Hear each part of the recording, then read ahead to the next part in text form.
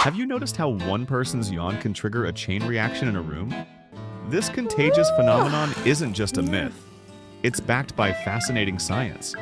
When we see someone yawn, mirror neurons in our brain activate, creating an urge to mimic the behavior.